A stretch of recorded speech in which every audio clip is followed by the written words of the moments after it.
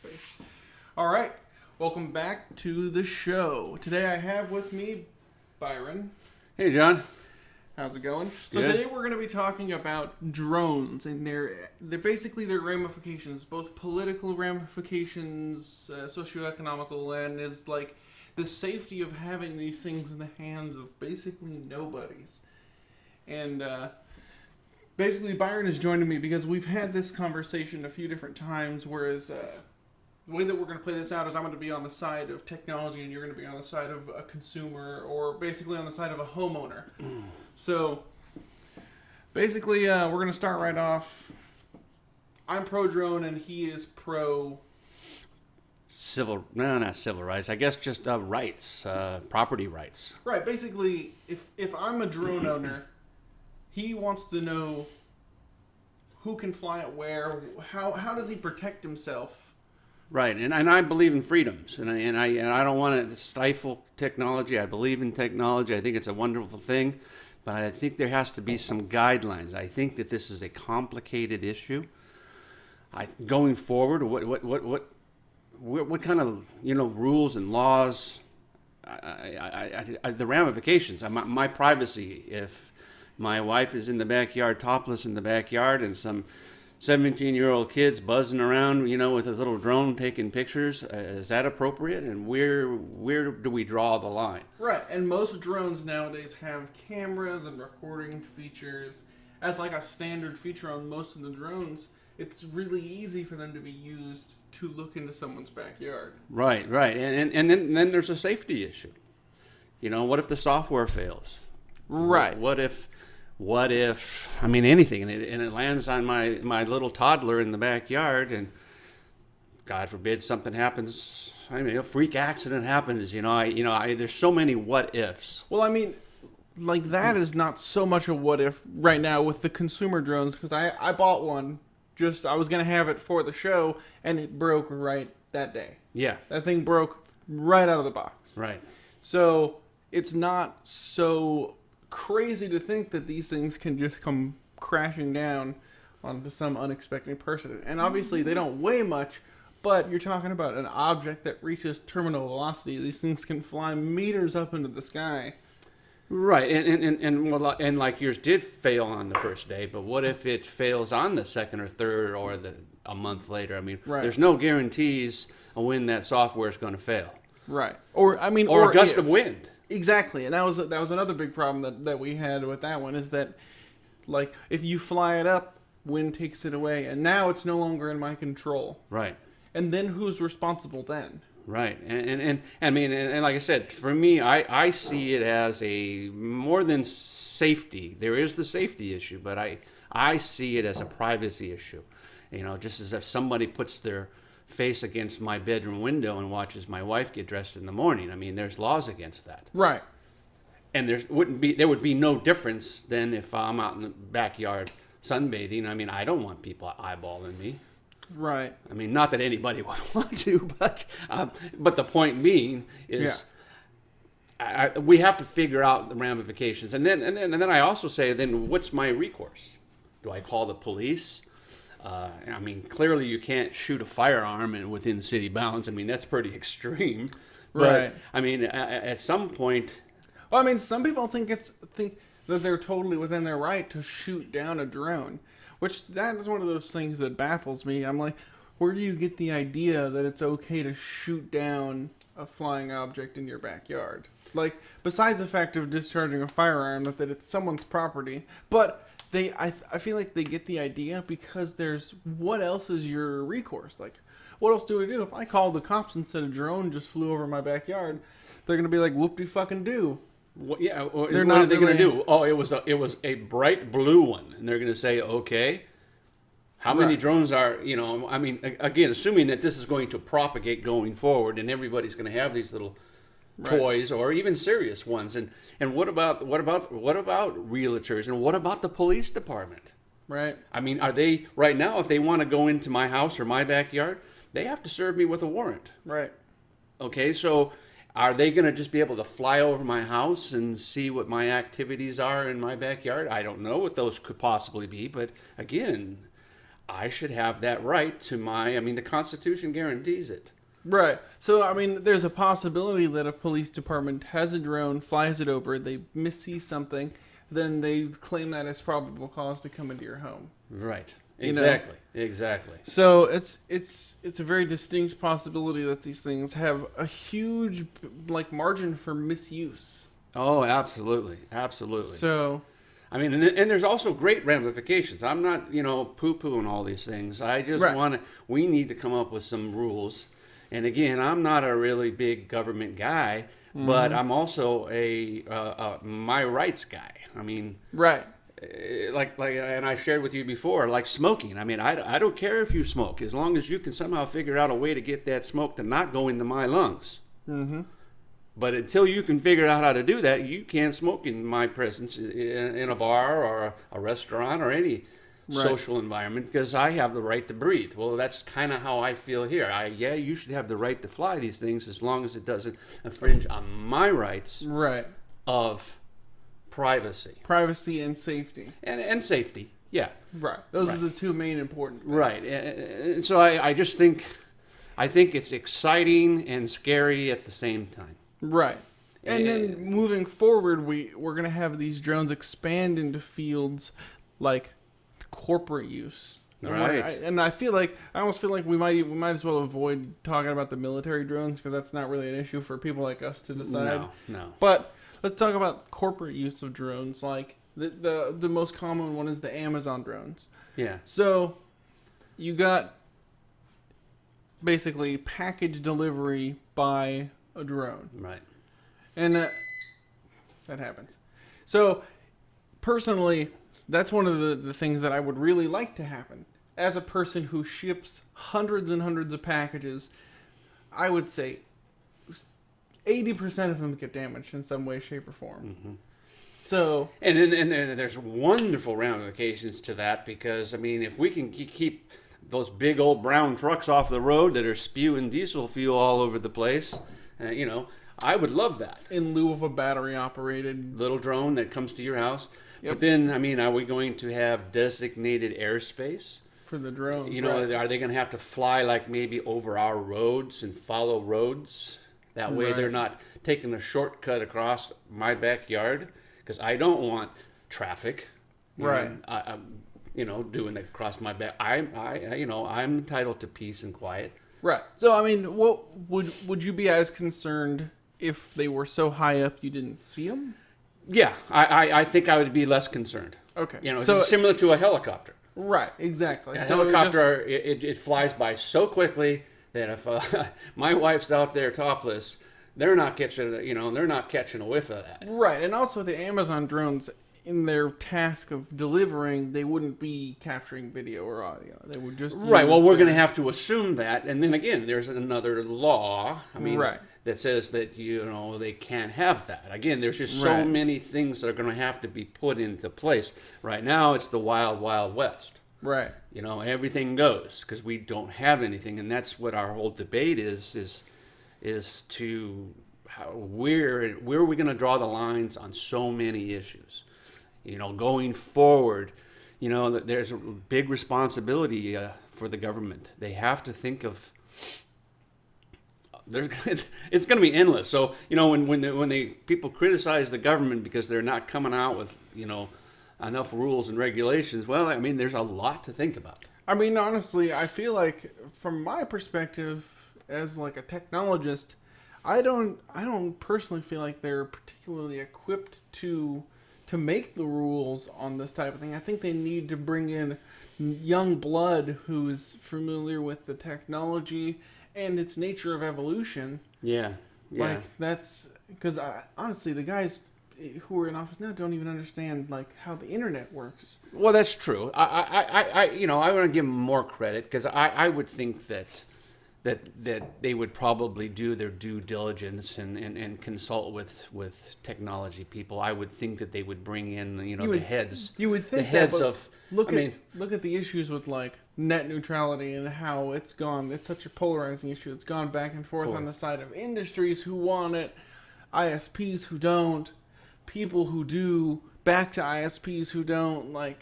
That's one of those things.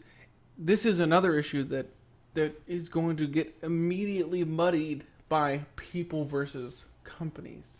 Right, and then that comes down to money again. Yep. Is the main crust behind all politics in this country, at least. Yep. You know, there's a lot of ramifications to this, and so are the money people in your net neutrality issue. Yeah. You know, the big money wants to have some, you know, and I'm thankful right now that they're not doing that, because I believe that the wonderful thing as a man that's a little older and has seen the evolution of this internet grow, I think that they should have net neutrality, because it propagates the little guy, and that's the crux of this country, was that you can come to this country, or anyone, and build and do anything you want. And if you start putting governors or restrictions on it, then you're giving the edge to the guy with the big dollars. Right, and those guys, in our recent history, haven't been the innovators. If you've noticed, the little guys have been Facebook. I mean, even the mother of an invention is necessity. Right. The little guy that's down there says, you know what, I need this, I need that, and he comes up with a way to do that. Right. And he's the millionaire from some simple little idea that he's able to take to market. Yep. And you love that, and then you see those ideas and you go, why didn't I think of that?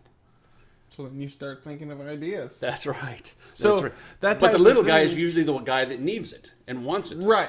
Those guys. So I mean, when you look at in our generation now, the guys who are the big controllers of industry, you got the guy who did Tesla. That guy started off with nothing, with just an idea, which was PayPal. Right. With the net neutrality rules, he never would have existed. So we wouldn't have PayPal. We wouldn't have Tesla. We wouldn't have SpaceX. So that's just one guy. You got Facebook. Now, Facebook, they own a ton of other companies, including Oculus Rift, which I showed you. Yeah. So those guys, all these little companies end up innovating a bunch of other stuff with their... And I think that issue is less complicated than the drone issue. Well, that true. you and I are talking about, because we're talking about rights versus rights. Right. You know, is where this is kind of, we're referring to maybe the big guy versus the little guy. Right. Basically what I'm saying is I am hesitant to trust the government that is not particularly technologically minded to make, because like I said, this is a very complicated issue, and there's so many levels to it. So we have the corporate levels of drones, the individual levels of drones, the enthusiast drones, and then also, like, how do we make each individual drone operator and owner responsible? Because the drones are already expensive. So if you want to get into it, if we added a drone license or something like that, that would kill the industry. They wouldn't be able to afford that right now, where drones are so expensive, because you got people who are spending literally like everything they got to get the drone. They're not able to also spend an additional fee on licensing and stuff like that. But then it's the same thing with a car. I mean, you can say that about a car. I mean, sometimes there's people out there that don't have a great job, and they're just knocking out a living the best they can, and they get an old beater, and then they have to factor in the insurance, and they have to factor in the registration and the license. And the reason we have all these is so that we can keep track, so you can be responsible for your actions. Welcome to the stream. But you're talking about cars now. You'd have to. Well, I'm just saying it's the same thing. There's a responsibility of the 2-ton object going down. It's the reason that we have all these things. Right. But imagine cars at the beginning when they were preposterously expensive. Right. How much more difficult would it have been to adopt if they kept adding more and more fees and difficulty on top of it? That's true. That stuff came later once the car became more of a mainstream. Right. And once it became propagated all over, then they started saying, look, we have to put some checks and balances here. Right. I mean, stop bumping your mic. just like in, what do they say, that driving is a privilege and not a right? Right. Well, I mean, drone flight is definitely a privilege, not a right. As long as you can, like I said about the smoking, Yeah. If you can keep it from going into my lungs, right. Great, good for you. Right. And that's why this whole thing that we're talking about is rights versus rights. Yeah. Because I would love to have one. I would love it. I think they're absolutely. cool. But again, and I want to, and I can't wait for the day where I can maybe get one once you guys work out the bugs to where it's simple for a guy like me to operate. Yeah, you know? and I mean, well, the simple ones to operate are the really expensive ones. Right. And that also, to me, is kind of an issue right now, because you got the ones that are affordable are the ones that are most likely to crash into people's stuff. Yeah, So, yeah, right. And and if you got some sort of a GPS kind of thing that you can put, like I hear that they can, airspace in Washington D.C. around Do not airports fly areas. is restricted. The manufacturer has done that. Right. Puts it into the system where the software says you can't go. Airports and government buildings and stuff like that. You can't fly the drones. Right. It prevents them from being weaponized. Right. And that's all good. Right. But then how do we work in a system where they can not go over my backyard or over my property? Say I have a large property. That was the idea that I had. It's basically like the do not drone list, kind of like a do not call registry where you can register your backyard as an area where both professional and personal drones can't fly. Right. Well, I'd like to welcome you guys. This said he saw what the conversation was about and said he has to watch this. So, all right. So welcome. So that basically the two ideas that I had that would be simple to implement would be, one, your drone, when you have your drone, it's registered to you. So there's a hard code on it where your drone belongs to you. Mm-hmm. So if you crash it into someone, you can't just abandon it and be like, there's no way for someone to find out that I did this. Right. So I can't crash a drone into the White House. Right. And just say bye-bye. Right, exactly. Or crash it into my backyard and... Right. And again... Because you're not going to be able to trace that to someone if someone crashes it into your window. If someone just smashes it into your living room... Right. That's it. Right. You don't know who it belongs to. Right. And I have no recourse. You wouldn't have the first way to even try and find out who it belonged to. Right. And I'm not a big government guy. Again, to me, this is just the simple rights versus rights. I've said that about twice now, and that's really what it comes down to, is how to prevent your rights infringing on my rights. Right. And that's really the crux of this whole discussion. Yeah. And so the only thing I can think of is based on prior experiences of things in our society, like the car that we just brought up. The airplanes, they have signals, they have flight paths that they have to go with. There's all kinds of things where maybe there's advancements in software where we can possibly have GPS where, like you said, it just locks off residential areas. Right. But then on the other hand, that would not work for, say, a realtor that wants to take an aerial view of a property, because that's pretty cool too. Well, this is the thing. So the way that it would work is you saying you can't fly on my house.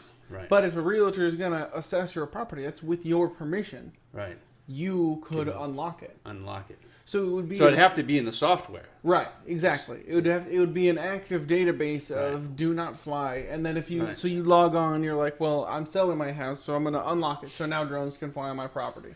And let's face it. We're talking about an urban setting. If you're in a rural area where you've got 6 acres, it's not a big deal that they fly over my neighbor's 6 acres.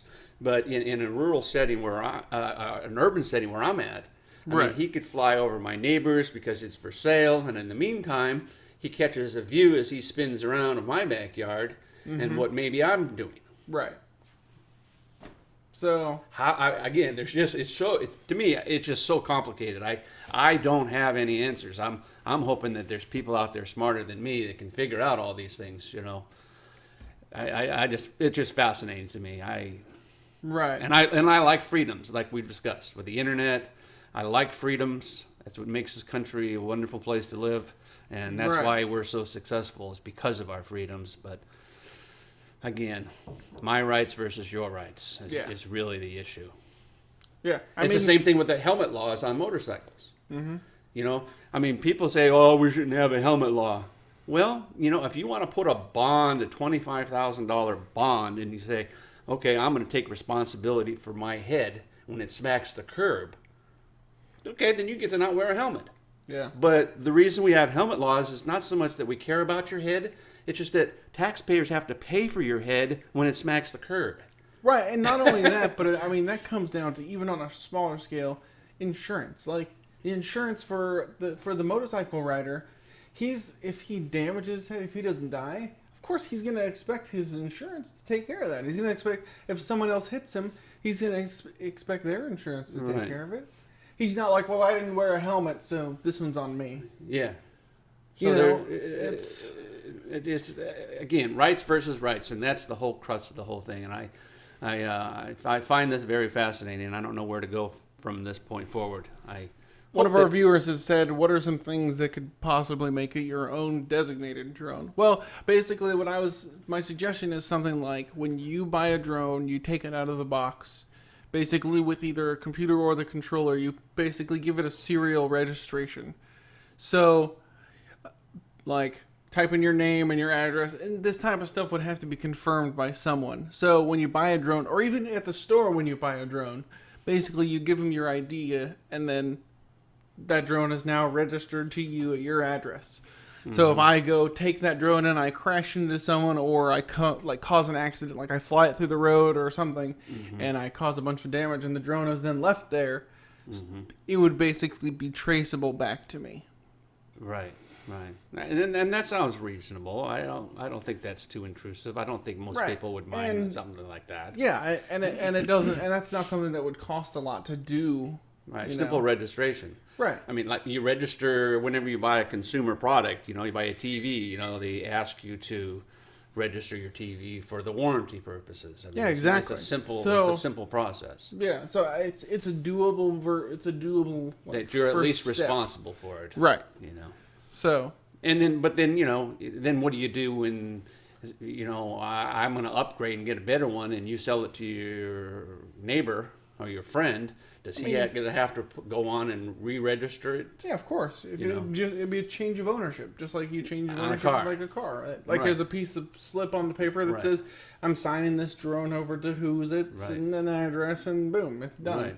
And then you have to really consider the whole insurance ramifications, like we brought up too. Is what if it does do some damage? Right. I mean, it could be a freak accident. Right. Absolutely. The little blades cut a kid's eyes. It's crashing because a wind gust blew it. There's all kinds of, things that could happen. And what are you going to do about it? Well, you got to be responsible for it. If it's your drone, you are right. And that's I guess that's the bottom line is responsibility. And how you or I, we would be responsible. Absolutely. But there's lots of irresponsible people. I mean, just like there's people that drive cars without insurance, and we make it really tough and expensive not to drive without a license in a car. Why? Right. Because we want them to be responsible. Well, I can see this happening as well. Absolutely. And as the technology gets better, the price is going to come down. Yep. And so more and more people can afford these. And what if the kid picks it up when dad's not around? Well, it's not a toy. Exactly. Then it'll be the same as a car. You have a key to it, maybe. Right. So at that point, if the kid picks it up when dad's not around, that's like, then what do we do? Well, then it would still be on dad. Same thing if the kid takes my car. Well, that's true, because dad is responsible for the things the kid does, period. That's how we've generally deferred liability in that regard. Right. So fascinating stuff, though. Fascinating stuff. Absolutely. It's a very, very... and there's no easy solution to it, too. So, even if we register it, that would only be one part of a larger solution. Right. So, registering it and then keeping it from flying in areas that they're not supposed to be in. So, there's quite a few little bits here that make a whole. And I think what's going to probably happen is the government's, at this point, because it's so complex... They have a way usually to fix things when the problem occurs.